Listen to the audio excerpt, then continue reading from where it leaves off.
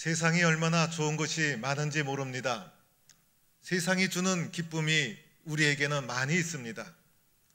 그래서 세상에 살다 보면 세상이 얼마나 좋고 기쁜 것이 많은지 세상에도 사는 재미가 나름대로 있는 것입니다.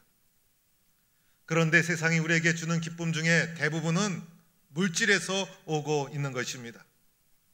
물질이 많으면 얼마나 편리한지 모릅니다. 세상에 살면서 많은 물질을 획득하게 되면 그것으로 인해서 기쁨이 주어지는 것을 보게 됩니다. 물질이 많다는 것은 참 편리한 것입니다. 마음이 든든해지기도 하고 가고 싶은 여행도 마음껏 하게 되고 좋은 집도 사게 되고 좋은 옷도 입게 되고 그리고 자녀들도 잘 도와줄 수 있고 그리고 자동차도 좋은 차를 몰 수 있고 하고 싶은 것을 마음껏 할 수 있게 됩니다. 우리가 살고 있는 자본주의 자체가 우리들에게 물질적으로 잘 살게 만들어 주려는 의도가 있는 것입니다. 그래서 우리는 물질을 많이 얻기 위해서 그로 인해서 얻는 기쁨이 있기 때문에 애쓰고 노력하고 있습니다. 고생을 하도 참는 이유가 어디에 있습니까? 그리고 핍박을 받아도 견디는 이유가 어디에 있습니까? 고생 후에 낙이 온다는 생각을 가지고 잘 이겨나가는 이유는 물질이 주는 기쁨이 우리에게 있기 때문인 것입니다. 그런데 오늘 시편 4편 7절에 가보니 성경이 우리에게 이렇게 말합니다. 곡식과 새 포도주가 풍성할 때보다 더하나이다. 곡식과 새 포도주는 물질을 가리키는 것인데 이 물질이 가져다주는 기쁨보다 더 큰 기쁨이 우리에게 있다는 것입니다. 농부가 봄에 씨앗을 뿌려서 여름에 수고해서 가을이 되면 추수를 하게 됩니다. 그런데 곡식이 잘 풍년이 되어서 많은 것을 거두게 됩니다. 포도가 생각보다 많이 열리게 되어서 많은 포도주를 저축하게 되었습니다. 이럴 때 농부의 마음이 어땠을까요? 그동안 수고한 것은 다 씻겨지고 기쁨과 보람이 넘치게 됩니다. 거두어들인 곡식과 포도주를 보면서 기쁨이 넘치고 그것을 창고에 가득가득 채워놓으면서 말로 다 할 수 없는 희열을 느끼게 됩니다. 아마 농부는 이러한 생각을 했을 거예요. 내가 이 맛에 농사를 짓는다. 그러면서 고생한 것을 다 잊어버리게 되었을 것입니다. 세상의 물질이 우리에게 주는 기쁨이 있고 물질이 가져다주는 성취감이 우리에게 있다는 것입니다. 그런데 오늘 말씀해 보니 물질이 가져다주는 기쁨, 곡식과 새 포도주가 가져다주는 기쁨보다 더 큰 기쁨이 있는데 그것은 바로 주님이 내 마음에 주신 기쁨이라는 것입니다. 주님이 주시는 기쁨, 예수님이 마음에 주시는 기쁨, 주님 때문에 가지게 되는 기쁨은 세상의 물질로 인하여 얻는 기쁨보다 비교할 수 없이 크고 큰 기쁨을 주게 되는 것입니다. 세상이 주는 기쁨은 작은 기쁨에 불과합니다. 그러나 하나님이 주시는 기쁨은 큰 기쁨인 것입니다. 세상이 주는 기쁨은 불안정한 기쁨이지만은 하나님이 주시는 기쁨은 온전한 기쁨이요, 세상이 주는 기쁨은 일시적인 기쁨이요 변질되는 기쁨이지만은 하나님 안에서 누리는 기쁨은 영원한 기쁨이요 변함이 없는 기쁨인 줄로 믿습니다. 이렇게 주님이 주시는 기쁨을 맛보고 나면 세상이 주는 기쁨은 저 아래 등급의 기쁨으로 보여지게 됩니다. 그러면 어떻게 하면 주님이 주시는 기쁨을 누리며 살아갈 수 있을까? 오늘 시편 4편의 1절부터 말씀을 한번 살펴보도록 하겠습니다. 1절에 다윗이 말씀을 시작하면서 내 의의 하나님이여 라고 부르고 있습니다. 하나님을 부를 때 하나님이여 이렇게 부를 수도 있고 사랑의 하나님 이렇게 부를 수도 있고 용서의 하나님 이렇게 부를 수도 있지만은 왜 특별히 의의 하나님이여 라고 하면서 하나님의 의를 강조하고 있는 것일까요? 그것은 지금 다윗이 억울한 일을 당하고 있다는 것입니다. 말로 다 할 수 없는 부당한 음해를 받고 있었다는 것입니다. 그래서 의의 하나님을 부르면서 하나님 공평하고 공정하게 이것을 판단해 주옵소서라고 하나님께 부르짖고 있는 것입니다. 이어지는 말씀해 보니 곤란 중에 나를 너그럽게 하셨사오니 내게 은혜를 베푸사 나의 기도를 들어주소서라고 호소합니다. 곤란 중에 나를 너그럽게 하셨사오니 과거의 사건으로 표현되고 있습니다. 과거에 다윗이 곤란한 일을 당했던 적이 있었습니다. 그 곤란한 일을 당했을 때 다윗은 하나님께 의지하고 부르짖었다는 것입니다. 그 결과 하나님이 그를 너그럽게 대해주었던 체험이 그 속에 있었던 것입니다. 그러자 지금 또다시 어려운 일을 겪게 됩니다. 많은 사람이 자기를 부당하게 공격하게 되었다는 것입니다. 다윗은 과거의 체험을 바탕으로 해서 하나님, 내게 은혜를 베풀어 주셔서 나의 기도를 들어 주옵소서라고 확신과 믿음을 가지고 또다시 하나님께 기도하고 있는 것입니다. 2절에 가보면 하나님을 향하여 부르짖던 눈을 이제는 나를 공격하는 세상을 향해 돌리면서 세상 사람들을 향해서 말하고 있는 것이 2절의 말씀입니다. 2절은 이렇게 시작하죠. 인생들아라고 시작합니다. 그런데 여기서 말하는 인생들은 다윗을 공격하는 자들이었어요. 다윗을 공격하는 자들은 보통 사람들이 아니었어요. 고관 대작들이었고 힘이 있고 능력이 있고 권력이 있었던 사람들이었어요. 그 사람들이 여러 명이 다윗을 모함하고 공격하고 있었던 것이에요. 그런데 그들이 아무리 힘을 모으고 다윗을 공격할지라도 다윗은 그들을 인생들아라고 하면서 그들을 아랫사람으로 내려다보면서 말씀을 하고 있는 것입니다. 어느 때까지 나의 영광을 바꾸어 욕되게 하며 헛된 일을 좋아하고 거짓을 꾸미겠는가? 인생들이 하는 일은 다윗을 욕되게 하는 것이었어요. 헛된 일을 꾸미고 거짓을 꾸미는 일이었어요. 이런 일이 다윗의 주변에서 실제적으로 일어났고 다윗을 쓰러뜨리려는 인생들의 수많은 공격이 계속되고 있었다는 것입니다. 그런데 1절과 2절을 살펴보니 이러한 현실적인 상황 속에서도 다윗이 염려하거나 근심하는 모습이 보이지 않아요. 도리어 인생들아라고 하면서 그들의 거짓된 음모와 행위를 내려다보면서 꾸짖는 당당한 모습을 보여주고 있는 것입니다. 3절에 가보니 이렇게 고백합니다. 여호와께서 자기를 위하여 경건한 자를 택하신 줄 너희가 알지어다. 내가 그를 부를 때에 여호와께서 들으시리로다. 여호와 하나님은 경건한 자를 선택해 주신다는 거예요. 경건한 자는 여호와 하나님을 진실되게 의지하는 자를 가리킵니다. 하나님을 진실하게 의지할 때 하나님은 진실되게 의지하는 경건한 자를 선택하시고 경건한 자의 부르짖음을 들어주시는 분이 내가 믿는 여호와 하나님이신 줄 안다는 것입니다. 다윗이 바로 하나님을 진실하게 의지하는 사람이었어요. 그래서 진실하게 하나님을 의지하는 나 다윗을 하나님께서 지켜주시고 내가 부르짖을 때 하나님이 들어주신다. 이런 믿음과 확신이 있었기 때문에 어떤 공격과 모함이 있을지라도 두려워하지 않을 수가 있었다는 것입니다. 우리가 불안해하는 이유가 있죠.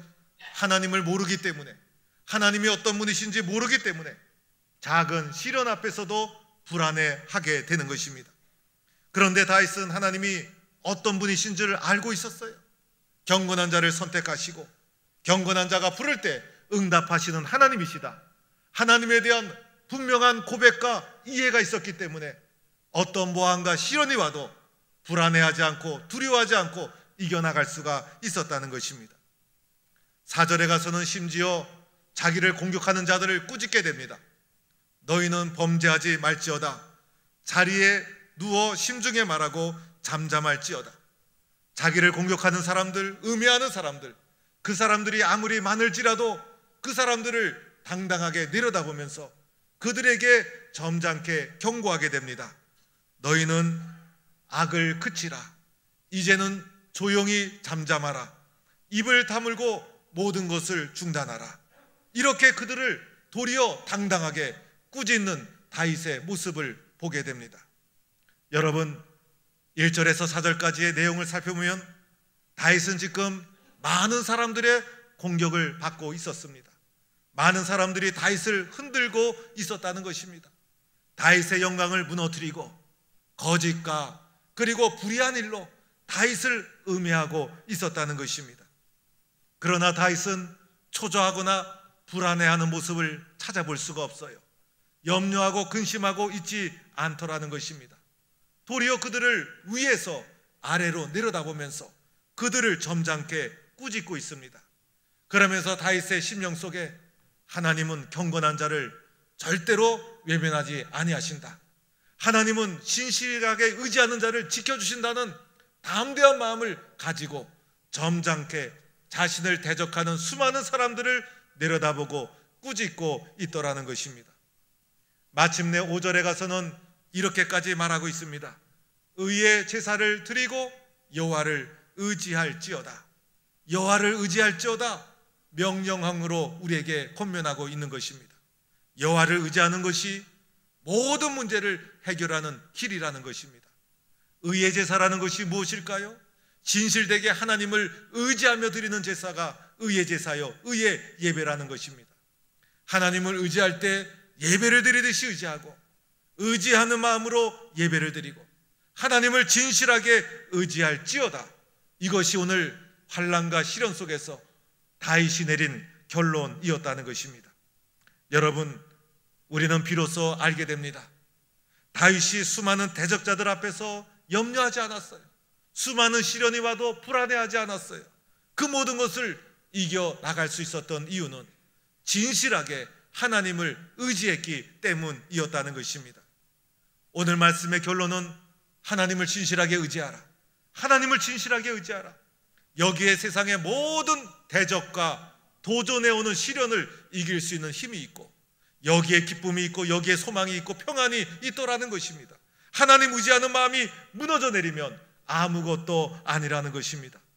수많은 사람이 헛된 일을 꾸며내고 거짓을 만들어내고 나를 공격해 온다 할지라도 염려할 것이 없어요. 하나님을 진실하게 의지하면 주시는 힘과 능력이 있는 것이고, 도리어 그들을 점잖게 꾸짖게 되는 능력을 가지게 되는 것입니다. 시련이 닥치고 환난이 밀어닥치고 두려워하는 마음이 생길지라도 하나님 의지하는 마음으로 물리쳐야 합니다. 하나님은 진실하게 의지하는 자를 도와주시는 것입니다. 여러분, 하나님을 의지하고 나면요, 세상에서 오는 환난과 시련은 아무것도 아니에요. 세상의 시련은 작은 거예요. 하나님을 의지하면 담대함도 생기죠, 용기도 생기죠, 지혜도 생기죠.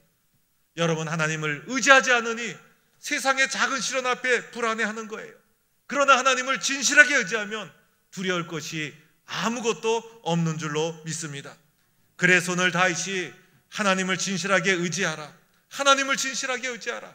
내가 수많은 자들이 나를 공격해 올지라도 하나님을 진실하게 의지하는 마음으로 그것을 담대히 이겨나가지 아니하였느냐. 하나님을 진실하게 의지하라고 우리에게 말하고 있는 것입니다. 그러면 하나님을 어떻게 하면 진실하게 의지할 수 있을까? 하나님을 어떻게 하면 진실하게 의지할 수 있을까? 하나님을 의지하는 길은요, 예수님을 늘 생각하는 것입니다. 예수님이 내 마음속에 떠나지 말아야 하는 것이에요. 우리의 생각, 우리의 마음 중심에 오직 예수님이 있어야 되는 것이에요. 오직 예수님으로 가득 차 있으면 두려울 것이 아무것도 없어요. 우리가 예배드리는 것, 말씀 듣는 것, 찬송하는 것, 오직 예수님을 마음에 받아들이는 과정이 되는 것이에요. 그런데 예수님이 없어져 버리고 세상의 근심이 내 마음속에 들어와 버리면, 예수님이 사라져 버리면 작은 근심에도 무너져 버릴 수밖에 없다는 거예요. 교회에 있을 때뿐만이 아니죠. 가정에서, 일터에서, 어디에서 무엇을 하든지 내 마음 중심에 예수님이 늘 살아 계셔야 되는 것이에요. 그래서 예수님을 생각하는 거예요. 기쁠 때도 예수님, 슬플 때도 예수님, 그리고 어려울 때도 예수님, 늘 예수님을 생각하면서 믿음의 길을 걸어가는 것이에요. 눈을 감아도 예수님, 운전하도 예수님, 어려운 일이 있을 때도 예수님 도와주세요. 우리의 모든 인생의 중심은, 마음의 중심은 예수님이 되어야 한다는 것이에요. 교회에서 봉사하고 섬길 때도요, 예수님을 잊어버리고 섬기는 수가 있어요. 늘 예수님을 생각해야 돼요. 여름 성경학교와 수련회 예수님을 생각하면서 예수님처럼 예수님을 묵상하면서 섬기고 봉사하는 거예요. 교회에서 봉사하고 찬양하고 안내하고 꾸준히 일하고 어떤 일을 하더라도 예수님 생각하면서 봉사하고 섬기면요 얼마나 기쁜지 모릅니다. 그런데 내 마음속에서 예수님이 사라져버리면요 작은 문제에도 시험이 들어오는 거예요. 그래서 늘 예수님을 생각하고 그리고 예수님을 기억하고 그러다 보면 있던 시험도 다 날아가 버립니다. 그러나 예수님이 내 마음속에서 생각되지 않고 예수님이 기억되지 않으면요 없던 시험도 찾아오게 된다는 거예요.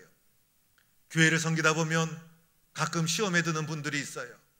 섬기다가 상처받는 분들이 있어요. 특별히 열심으로 교회를 섬기려고 열심히 수고하고 헌신하다 보니까 사람과 부딪혀서 상처를 받고 어려움을 겪는 경우가 있습니다. 그런데요 교회 섬기면서 상처받고 어려움 당하는 것 당연하게 생각해야 돼요. 그 어려움을 이기지 못하고 교회를 떠나니 안 나오겠다느니 그러면요 못난 사람이 되고 마는 거예요. 교회는 방주로서의 의미도 있지만 광야로서의 의미도 있는 거예요. 그래서 광야와 같은 교회 생활에서 어려움도 이기고 배고픔도 이기고 시련도 이기고 그래야 약속의 땅 천국에 다 기쁨으로 들어갈 수가 있는 거예요. 그러나 힘들다고 상처받았다고 그리고 교회에 나오지 않겠다고 하면 광야 생활에서 불평불만하던 사람과 똑같은 사람이 되고 마는 거예요. 여러분 우리 가정도 내 마음에 쏙 드는 것이 아니잖아요. 우리 가정도 내 마음대로 되는 것이 아니잖아요. 교회가 꼭 내 마음대로 되어야 할 이유가 없잖아요. 내 마음대로 교회가 딱 되고 나면요 분명히 다른 사람 마음에 안 들게 되어 있을 거예요. 그래서 교회는 예수님이 원하시는 교회, 예수님이 무엇을 생각할까? 나를 생각하고 내 자존심, 내 체면을 생각하는 것이 아니라 예수님을 생각하고 예수님을 기억하고 예수님을 묵상하면서 교회를 섬기다 보면 기쁨이 되고 은혜가 되고 그러나 나를 앞세우다 보면 상처를 받게 되고 힘든 일이 생기게 되더라는 것입니다. 예수님을 생각하면 모든 문제가 해결되게 되는 것이에요. 목공 또는 석공이 나무를 다 가져다가 또는 돌을 가져다가 볼품없는 나무, 볼품없는 돌을 이제 때리고 자르고 그리고 찢고 깎고 밀고 해서 좋은 작품을 만들어내지 않습니까? 교회를 다니면서 신앙의 길을 걸어가는 것은요 볼품없던 내가 하나님이 때로는 깎고 자르고 밀고 파서 하나님의 좋은 작품으로 만들어가고 있는 중이라는 것이에요. 이런 과정에서 상처도 받고 힘든 일이 있을 때마다 하나님 의지하고 예수님 생각하고 믿음으로 그 길을 잘 달려가야 되는 것이에요. 세상 삶에서도 마찬가지죠. 예수님 생각하면 이기지 못할 것이 아무도 없어요. 예수님 생각하면 없던 일도 생기게 되는 거예요. 우리는 무엇이든지 예수 중심으로 믿음의 길을 걸어간다면 어떤 일을 당해도 넉넉하게 이겨나갈 줄로 믿습니다. 저는요 주중에 권사님 한 분 신방을 해서 식사를 나누면서 대화를 하게 되었어요. 그런데 권사님 이야기를 하다 보니 가정 이야기가 나오더라고요. 그런데 권사님 말을 들으면서 제가 은혜를 받았어요. 권사님 딸이 서울에서 큰 교회를 섬기면서 구역장을 하고 있는데 구역장뿐이 아니더라는 거예요. 교회에 이런저런 일 한두 가지 맡은 것이 아니더라는 거예요. 매일 교회에 출근하다시피 한다는 거예요. 그래서 권사님 표현은 아주 교회에 푹 빠져버리고 말았다는 거예요. 권사님이 서울에 가서 딸 찾아가도요 집으로 가는 게 아니라 교회로 찾아가야 된대요. 교회 가서 만나고 악수하고 쬐끔 얘기하다 헤어져야 된대요. 왜냐하면 딸이 너무 바빠서, 교회 일에 바빠서. 그렇게 교회 일에 헌신하고 열심을 내더라는 거예요. 그런데 열심을 하고 내고 헌신한 이후의 모습을 저에게 말하는데 감동을 받았어요. 딸하고 통화를 할 때마다 딸이 늘 눈물을 흘리고 운다는 거예요. 너무 감사해서, 너무 고마워서, 교회를 섬기는 것이 너무 기뻐서 시간 가는 줄 모르고 시간을 바치고 몸을 바치고 물질을 바치며 그렇게 헌신하면서도 주의 일을 할 수 있는 것이 너무 기쁘고 너무 좋아서 틈만 나면 눈물 흘리고 고맙다 그러고 감사하다 그러고 주님 부르시는 날까지 이렇게 했으면 좋겠다 그러고 너무 열심히 교회를 기쁨으로 잘 섬기더라는 것이에요. 저는 그 말을 듣고 은혜를 받았어요. 역시 우리 동북교회 권사님 딸답다. 우리 동북교회 출신들은 이렇게 교회를 잘 섬기는구나. 그 모습을 들으면서 제가 너무나 은혜를 받았어요. 여러분, 예수님만 생각하면요 이기지 못할 것이 없고, 예수님만 생각하면 주님이 주시는 기쁨이 있는 거예요. 예수님 생각하면 능력도 생기고 세상의 모든 염려도 다 사라지고, 그런데 예수님이 내 마음속에서 사라지고 세상의 근심을 바라보면요 작은 근심도 커 보이고 염려와 두려움 속에 빠지고 마는 것입니다.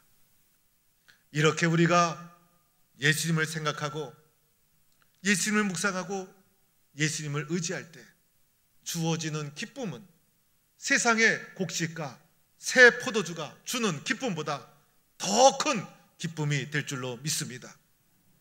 여러분, 이것이 참 평안이 아니겠습니까? 이것이 세상이 줄 수 없는 기쁨이 아니겠습니까? 그래서 마지막 8절에 다윗이 수많은 모함 중에서도, 수많은 대적자들이 공격하는 어려운 상황 속에서도 마지막 8절에 이렇게 찬양을 하면서 시 4편을 끝내고 있습니다. 내가 평안히 눕고 자기도 하리니 나를 안전히 살게 하시는 이는 오직 여호와이시니이다. 그 어려운 시련 속에서도 평안히 잠을 자고 평안히 깰 수 있는 것, 예수님을 의지한 결과이다. 세상적으로 보면 두려움 속에 살아야 되지만은, 세상적으로 보면 불안한 가운데 쓰러져 있어야 되지만은, 하나님을 의지하니 주님이 주시는 기쁨이 있고, 그 결과 평안히 눕고 자기도 하는 은혜의 삶을 살게 되었는데, 나를 평안히 눕고 자게 하시는 분은 세상의 그 어떤 물질이 아니라 오직 여호와 하나님 뿐이십니다. 이렇게 하나님을 높이며 고백하고 있습니다. 사랑하는 성도 여러분, 하나님을 의지하고 오직 예수님만을 생각하며 믿음의 길을 걸어갈 수 있기를 바랍니다. 그리하여 어떤 시험과 어떤 환난이 밀어닥치더라도 주님이 주시는 비교할 수 없는 기쁨과 평안으로 세상을 이겨나가는 믿음의 용사가 되기를 주의 이름으로 간절히 축원합니다.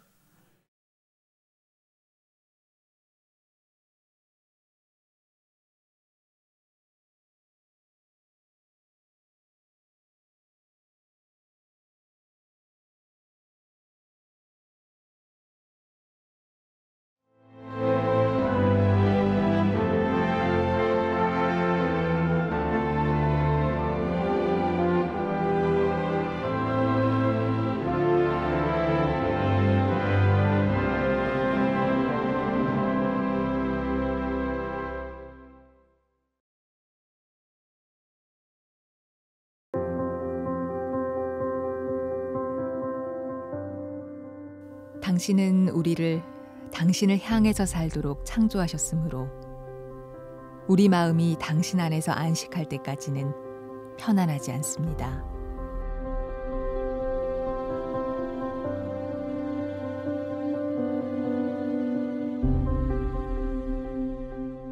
하나님은 사람에게 영원을 사모하는 마음을 주셨느니라.